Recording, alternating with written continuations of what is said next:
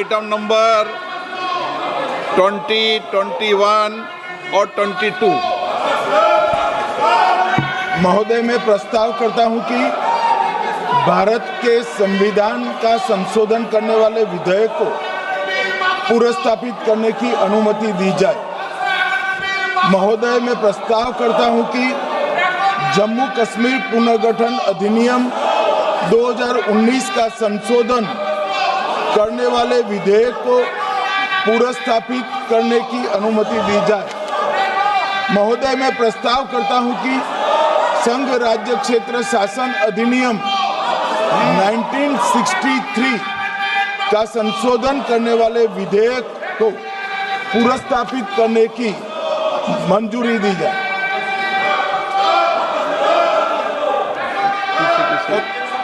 कर दिया।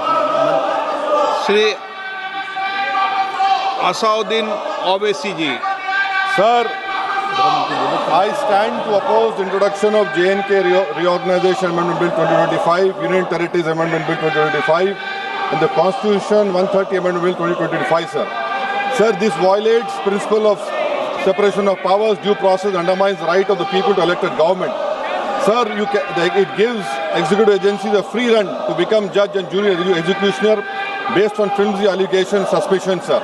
Sir, only when an offence is proved beyond reasonable doubt, then only you can leave the post and the membership. But here a mere accusation, allegation, the punishment of losing one ministerial post will follow. Sir, parliament democracy's chief ministers and ministers can only be removed through true means. First, executive prime minister can recommend their removal if the second council of ministers lose confidence of the legislature.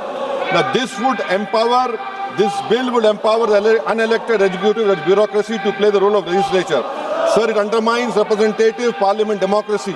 This amendment would leave the minister and CM at the mercy of executive agencies.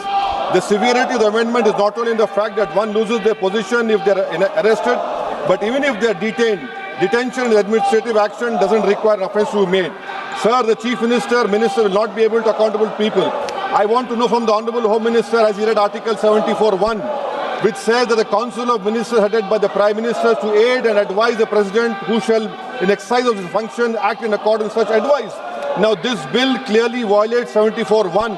Sir, this is the 1933 Gestapo when Gestapo was found in Germany. This government is hell-bent on creating a police state. This will be a death knell and leash an elected government, sir.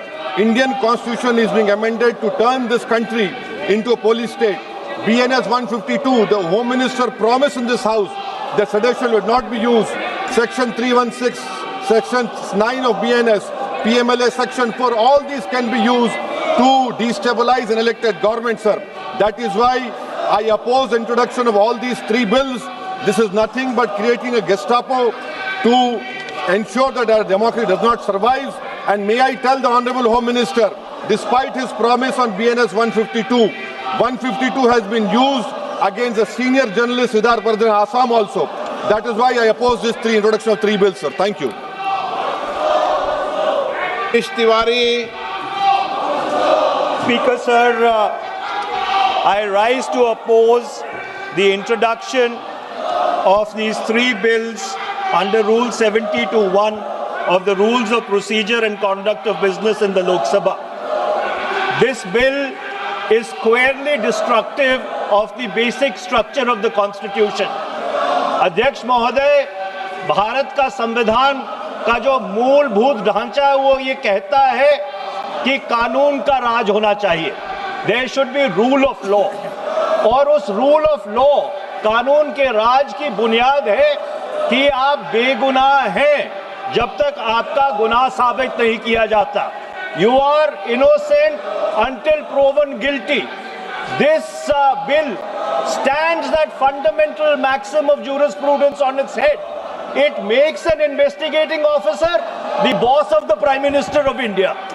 The second ground on which I oppose this bill, it violates Article 21, the due process clause. FIR, arrest, charge sheet, and even framing of charge does not in any manner substantiate guilt. In fact, you plead not guilty only after charges are framed against you. This bill turns the fundamental jurisprudence of Article 21 on its head. Number 3, it distorts parliamentary democracy, which is again basic structure, by displacing will of the people through mere custody, bereft of judicial determination. अध्यक्ष जी, ये बहुत ही संवेदनशील विधेयक है. मेरे 2 बिंदु और हैं, मुझे कृपया. चौथा, on the fourth ground is it opens. Please माननीय सदस्य, आप नियम 72 के तहत विरोध कर रहे हैं. अध्यक्ष जी बिल्कुल. जब कभी बिल आपका सदन में आए, जब आप डिटेल में चर्चा करना. अध्यक्ष जी, अभी नियम 72 के विरोध के बाद सारांश बोलने की परमिशन दिए. जो रूल 72 है वो 2 चीज कहता है. एक लेजिस्लेटिव कॉम्पिटेंस, एक general opposition of the bill, जिसकी स्वीकृति आप दे सकते हैं. और क्योंकि ये इतना संवेदनशील विधेयक है, मैं आपसे ये विनती करता हूं इसके ऊपर पूरी चर्चा कराई जाए. मेरे सिर्फ 2 बिंदु और हैं. This bill, mister speaker sir, एक मिनट. आपने कानूनन बात की, तो कानून ये भी है कि 72 उसके बाद भी अलाउ करता हूं, लेकिन संक्षिप्त में. बिल्कुल संक्षिप्त में अध्यक्ष जी. आपको डिटेल में चर्चा मेरे सिर्फ 2 बिंदु और हैं. This bill opens the door for political misuse by instrumentalities of the state whose arbitrary conduct has been repeatedly frowned upon by the Supreme Court. And finally, it throws all existing constitutional safeguards to the winds. Collective responsibility, judicial review, no confidence motion and disqualification and conviction, and this makes this amendment excessive, unnecessary and unconstitutional. इसलिए मैं इन तीनों विधेयकों का पुरजोर विरोध करता हूं और गृह मंत्री से मैं ये आग्रह करना चाहता हूं कि ये तीनों विधेयकों को वापस लिया जाए. Shri N.K. Premachandran. Speaker sir, I strongly oppose the bill, 130th Constitutional Amendment Bill, as well as the other 2 bills I strongly oppose on 4 grounds. So the first ground is the bills are to be introduced according to the rules and procedure of the House. The bill is not circulated among the members. Yesterday after 1 o'clock we have received the copy of the bill, and I would like to know from the Honourable Minister, what is the undue haste and urgency in bringing such a constitutional amendment bill? What is the emergent need of having such a bill? That means the introduction of the bill itself is lacking bona fides. The bill is lacking bona fides. That is why I would like to say that this is with a mala fide intention to destabilize the opposition ruled states in various parts of the country. Number one. एक minute. माननीय अध्यक्ष जी, प्रेमचंद्रन जी कह रहे हैं कि जल्दबाजी में लाया गया. इसका सवाल इसलिए नहीं उठता कि मैं इस बिल को संयुक्त समिति को सौंपने की दरखास्त करने वाला हूं. इस पर संयुक्त समिति जो राज्यसभा और लोकसभा पक्ष और विपक्ष सभी सांसदों की बनेगी, जो इस पर विचार करेगी और आपके सामने लेकर आएगी.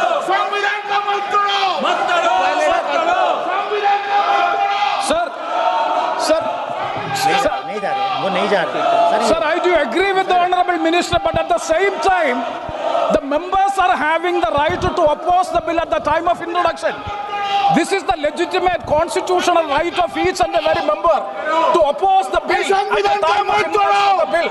That is being contained. That is the problem which I am trying to say.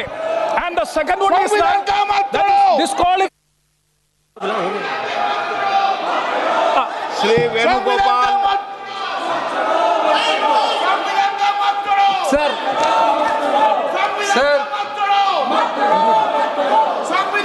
Sir, I rise to oppose the introduction of the Constitution Amendment Bill 25, the Government of Union Territory.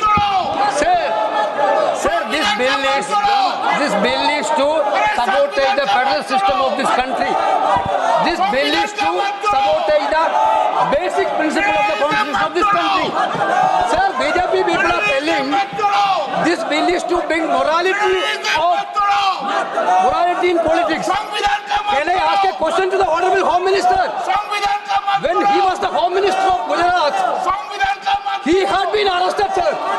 Whether he took the morality of that point of time, ये विषय नहीं है माननीय सदस्य। morality of that point of time. गृह मंत्री जी, आप मुझे सुनो जरा, मुझे सुनो गृह मंत्री जी, मुझे सुनो ना, पहले बैठ जाओ। प्लीज। हाँ, गृह मंत्री जी। माननीय अध्यक्ष जी, मैं रिकॉर्ड क्लियर करना चाहता हूं। मुझ पर झूठे आरोप लगाए तब अरेस्ट होने के पहले मैंने नैतिकता के मूल्यों का हवाला देकर इस्तीफा भी दिया और जब तक मैं कोर्ट से निर्देश नहीं हुआ कोई संविधान पद मैंने स्वीकार नहीं किया। ये क्या सिखाते हैं नैतिकता में? मैं तो इस्तीफा देकर गया था और मैं तो चाहता हूं कि ये नैतिकता के मूल्य बढ़े। हम ऐसे निर्लज्ज नहीं हो सकते कि हम पर आरोप लगे और हम संवैधानिक पद पर रहें। अरेस्ट के पहले मैंने इस्तीफा दिया है। माननीय सदस्य, आप बिल पर बोलिए। आप 72 के नियम के तहत बोलिए। Sir, this name है, आपका डायरेक्शन है। 19 आप 72 नियम के तहत बोलिए। सर, लाइक नहीं है सर। नियम के तहत बोलो आप 72। सर, this आपका डायरेक्शन है 19A, 19B। हाँ है। Chapter on call भी है। हाँ। Very clearly telling at least 1 week notice is needed for introducing a bill. Sir, I am telling that this bill is to target the opposition ruling government. This bill is to threaten the people like Nitish Kumar and Chandrababu Naidu. This bill is to blackmail the party. Sir, my point one. आप माननीय सदस्य, आप 9 चलिए। धर्मेंद्र प्रधान जी बोलना चाहते हैं? प्रधान है यादव। आपके मेंबरों को बिठाओ।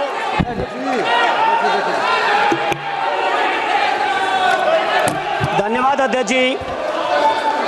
मैं ये जो तीनों विधेयक आए हैं, संविधान का 130वां संशोधन विधेयक 2025, 1 मिनट, संघ राज्य विधेयक, देश देख रहा है आपको। संघ राज्य शासन विधेयक 2025, जम्मू कश्मीर पुनर्गठन विधेयक 2025, इन तीनों का माननीय अध्यक्ष जी अपनी पार्टी, अपने नेतागण अखिलेश जी की ओर से पुरजोर विरोध करता हूं।